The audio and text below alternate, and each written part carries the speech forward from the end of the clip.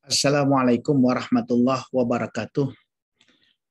Pada kesempatan kali ini kita akan memulai materi pertama dalam mata kuliah perilaku organisasi, yaitu konsep dasar tentang perilaku organisasi. Ada beberapa hal yang menyebabkan mengapa materi ini menjadi penting untuk dipahami agar nanti untuk topik-topik selanjutnya mahasiswa tidak bingung dan sudah mempunyai untayan benang untuk merangkai dari satu topik ke topik yang lainnya. Nah, kalau kita berbicara perilaku organisasi, tentunya kita tidak lepas dari kata organisasi itu sendiri. Organisasi itu adalah sebuah unit sosial yang dikoordinasi secara sadar, terdiri dari dua orang atau lebih, dan berfungsi dalam suatu dasar yang relatif terus-menerus guna mencapai satu atau serangkaian tujuan bersama. Artinya di sini bahwa organisasi adalah kumpulan dari orang-orang, di mana orang-orang tersebut diantaranya ada yang berperan sebagai pemimpin atau sebagai manajer. Nah, manajer inilah nanti yang bekerja untuk menghantarkan organisasi mencapai tujuan-tujuan bersama. Nah, oleh karena itu, individu atau seorang manajer itu adalah individu yang mencapai tujuan melalui orang lain, melalui aktivitas membuat keputusan, mengalokasikan sumber daya, atau mengatur aktivitas bawahan untuk mencapai tujuan. Nah, dalam melakukan perannya itu, tentunya manajer harus dibekali oleh beberapa keterampilan. Dan keterampilan itu tentunya akan memberikan warna tersendiri di dalam aktivitas manajer, terutama nanti dalam hal alokasi, prosentasi alokasi perhatiannya terhadap keterampilan tersebut untuk didorong agar dapat mencapai tujuan dari organisasi itu sendiri. Nah, kalau kita perhatikan dari penelitian yang telah dilakukan, bahwa keterampilan tadi antara lain adalah traditional management, human resources, dan communication, serta networking. Nah, kalau kita lihat dari rata-rata seorang manajer itu dari 4 keterampilan itu, maka dia harus menaruh perhatian atau dia memberikan perhatian 32% tradisional manajemen, 19% networking, kemudian 29% adalah communication, dan 20% human resources. Ini sebenarnya adalah alokasi atau perhatian yang diberikan oleh seorang manajemen atau manajer secara rata-rata. Namun bagaimana agar seorang manajer ini dapat berhasil memimpin dan juga dapat efektif memimpin? Ada dua kata, berhasil, successful, dan efektif. Successful itu artinya bahwa seorang pemimpin telah berhasil mempengaruhi orang lain, ya, untuk mencapai tujuan. Itu artinya sukses. Nah, apakah efektif ini tidak berarti sukses?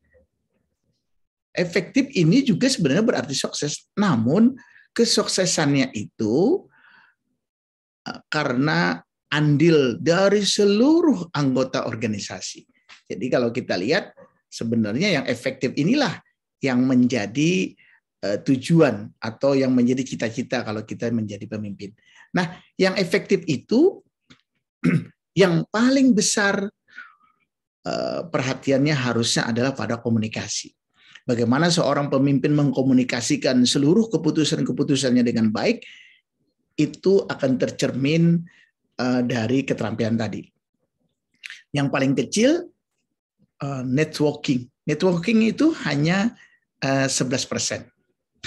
Nah, dengan kita mempelajari tadi, ya, dengan kita mempelajari tadi tradisional dan lain-lain, tradisional manajemen itu merupakan keterampilan untuk membuat keputusan, merencanakan dan mengendalikan, Sedangkan communication itu adalah bertukar informasi rutin dan memproses pekerjaan tulis-menulis.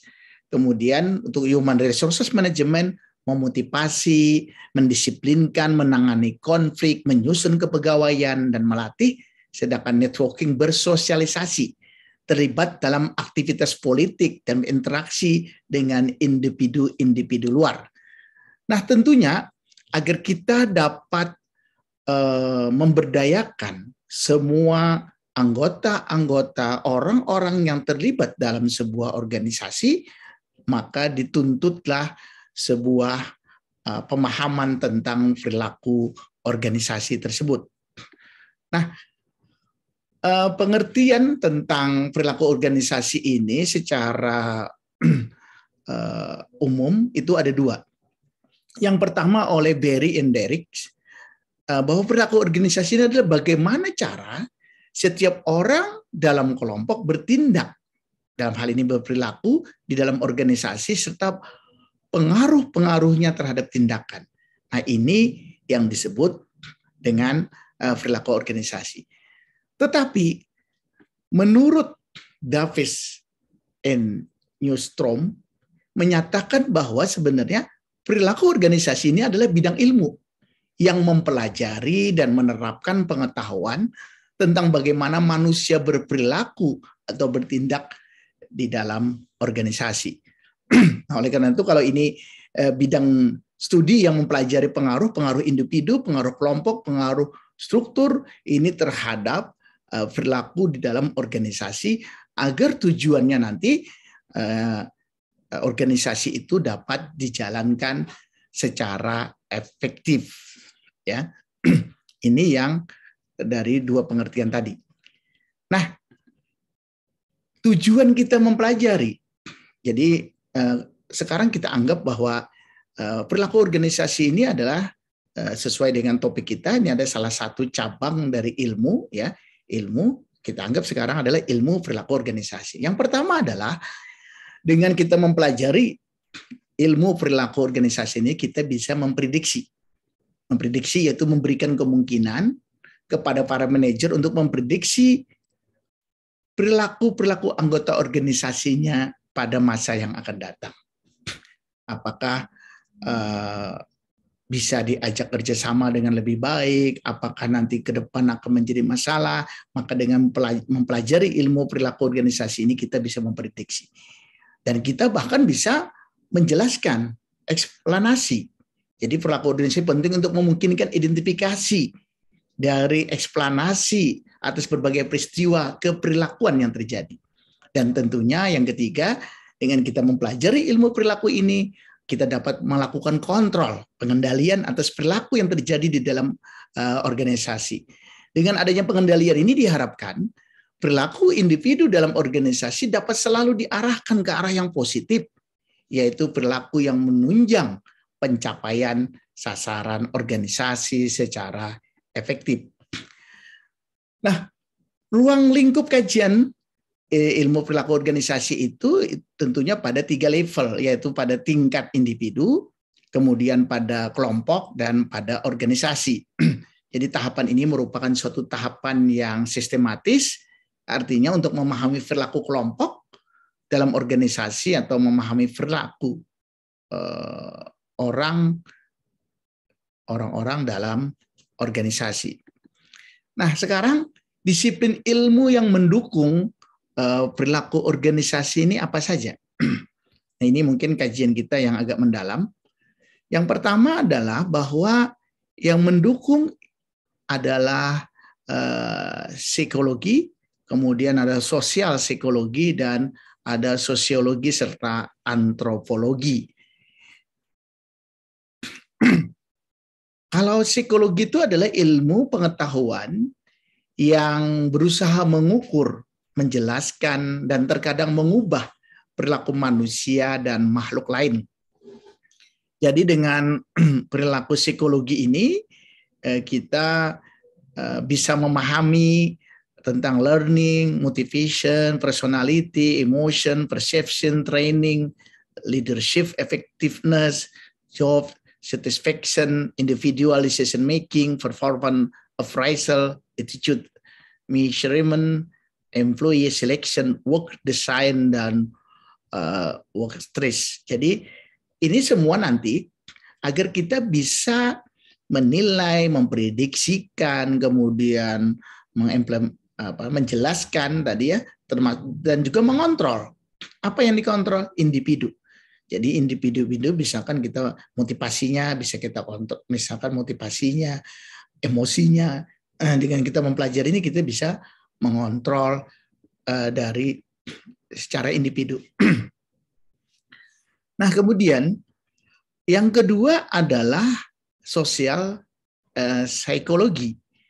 Ini bidang dalam psikologi yang memadukan konsep dari psikologi dan sosiologi serta berfokus pada pengaruh seseorang terhadap orang lain. Jadi di sini misalkan tentang perubahan perilaku, perubahan sikap, communication, proses dalam grup serta group decision making. Nah, dengan kita mempelajari ini memperkuat nanti bagaimana kita bisa mengendalikan sebuah grup. Kalau tadi kita mengendalikan individu, kemudian kalau ini mengendalikan grup. Nah, kemudian yang ketiga sosiologi. Sosiologi itu adalah studi tentang manusia dalam kaitannya dengan lingkungan sosial dan kultur mereka. Jadi sosiologi itu kajiannya ada grup dinamik atau dinamika kelompok, kemudian tim kerja, communication, power, konflik, dan intergroup behavior. Ini nanti larinya adalah bagaimana agar sebuah organisasi itu mempunyai sistem yang baik. Nah, kalau grup sosiologi ini juga dalam kaitan dalam kaitan tentang materi atau topik dalam grup itu biasanya tentang organisasi ya, perubahan organisasi, budaya organisasi, kemudian teori organisasi maupun teknologi dari organisasi. Dan yang terakhir adalah antropologi. Antropologi itu adalah studi kemasyarakatan untuk mempelajari manusia dan aktivitas-aktivitas mereka. Jadi antropologi itu bisa untuk comparative value, comparative attitude, maupun cross culture analysis. Ini untuk grup, sedangkan untuk yang organisasi ada budaya organisasi maupun lingkungan organisasi. Nah, kemudian sebenarnya kalau kita perhatikan dari bagian-bagian ini, apa sih sebenarnya perbedaan ilmu organisasi itu dengan ilmu yang sejenis ya. Jadi kalau kita lihat perilaku organisasi dengan psikologi organisasi, kalau psikologi organisasi itu membatasi konstruksi penjelasannya pada tingkat psikologi saja. Kemudian perilaku organisasi dengan teori organisasi, perilaku organisasi dirumuskan sebagai suatu studi dari tingkah laku individu dan kelompok. Sedangkan teori organisasi susunan, proses, hasil-hasil organisasi. Jadi kajian teori organisasi lebih banyak ke arah proses dan hasil. Sedangkan perbedaan antara perilaku organisasi dengan SDM, sumber daya manusia, adalah bahwa perilaku organisasi menekankan pada teknik dan teknologi. Bagaimana melakukan pendekatan-pendekatan secara personal kepada anggota organisasi.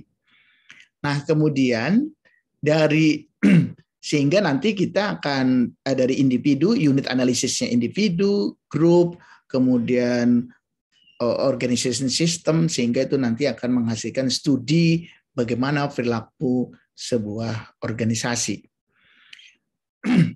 Nah, sekarang kalau kita lihat model perilaku organisasi ini, jadi dari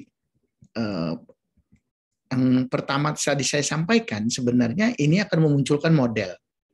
Model itu adalah abstraksi dari sebuah kenyataan atau gambaran sederhana dari beberapa fenomena dunia nyata. Nah, ini kan kalau kita lihat dengan tadi yang kita sampaikan itu adalah ada individu, kemudian ada group level, ada organization level. Nah, ini nanti bisa kita amati ya, variable dependent atau respon yang dipengaruhi oleh variable independent. Yaitu diantaranya adalah human output, ya. Jadi variabel terikatnya itu adalah human output. Di antaranya adalah produktivitas, absensi, turnover, ya, deviant workplace behavior, citizenship, dan satisfaction. Jadi ini kalau kita ingin melakukan penelitian, maka ini bisa menjadi bagian dari variabel terikat. Ya, bisa menjadi bagian dari variabel terikat. Jadi sebagai contoh misalkan tadi ada produktivitas. Produktivitas itu adalah ukuran kinerja yang mencakup efektivitas dan efisiensi. Efektivitas itu artinya pencapaian tujuan, sedangkan efisiensi pencapaian tujuan dengan biaya yang rendah. Kemudian tadi ada tentang ketidakhadiran, ya. Kemudian juga ada turnover, yaitu tentang pengunduran diri permanen secara sukarela maupun tidak sukarela dari sebuah organisasi. Atau juga tadi ada perilaku menyimpang, jadi perilaku sukarela yang melanggar norma-norma organisasi yang signifikan dan dengan demikian mengancam kesejahteraan anggota-anggotanya. Atau tadi juga ada citizenship, ya. Jadi perilaku pilihan yang tidak menjadi bagian dari kewajiban kerja formal seorang karyawan, namun dia mendukung berfungsinya organisasi tersebut efektif. Jadi ada rasa kepemilikan yang besar terhadap sebuah organisasi. Jadi seseorang itu walaupun dia tidak memiliki job deskripsi seperti yang disampaikan, maka dia akan memberikan seluruh daya upaya agar organisasi tersebut dapat berkembang dengan baik. Kemudian juga ada kepuasan kerja, itu perasaan positif tentang pekerjaan seseorang yang merupakan hasil dari evaluasi dan karakteristiknya tadi. Nah, kemudian dari yang sudah saya sampaikan tadi, tentunya yang bagian bawahnya ini merupakan variabel independen atau variabel bebas. Bisa pada tingkat individu, bisa pada tingkat grup, bisa pada tingkat organisasi. Jadi misalkan contoh kita pada tingkat organisasi individu, misalkan hubungan atau pengaruh personality dan emotion, misalkan terhadap produktivitas, terhadap efisiensi, terhadap turnover, dan seterusnya. Jadi ini bisa merupakan suatu bidang kajian, ya, kajian yang mendalam terhadap organisasi-organisasi di mana kita berada. Nah, yang terakhir tentang tantangan dan peluang dari perilaku organisasi ini. Yang pertama tantangannya adalah tentang globalisasi. Jadi tantangan pertama adalah persaingan. Jadi persaingan timbul itu karena banyaknya organisasi yang bermunculan yang bergerak di bidang yang sama.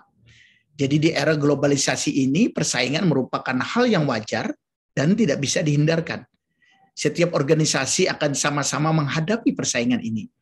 Yang membedakan adalah cara menanggapi persaingan ini. Apakah suatu ancaman atau suatu yang mendorong untuk lebih berinovasi. Jadi persaingan itu menjadi tantangan. Nah, peluangnya di mana? Peluangnya dengan demikian untuk menghadapi persaingan maka perusahaan atau organisasi harus berlomba menciptakan sebuah inovasi yang dapat menguasai pangsa pasar. Jadi hal ini menjadi peluang untuk tumbuhnya sebuah organisasi dengan baik. Nah, kemudian kita lanjutkan pada yang kedua tentang keragaman tenaga kerja. Jadi tantangan yang pertama bahwa di Indonesia keragaman tenaga kerja ini bersifat terbatas. Terutama yang agak menonjol adalah perbedaan berdasarkan jenis kelamin dan usia.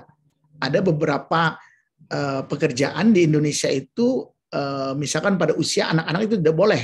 Ya, dalam peraturan memang tidak dianjurkan anak-anak itu ikut di dalam sebuah pekerjaan, ya. Demikian juga jenis kelamin. Ada perusahaan-perusahaan tertentu yang hanya membatasi pada jenis kelamin tertentu, misalkan wanita saja atau laki-laki saja.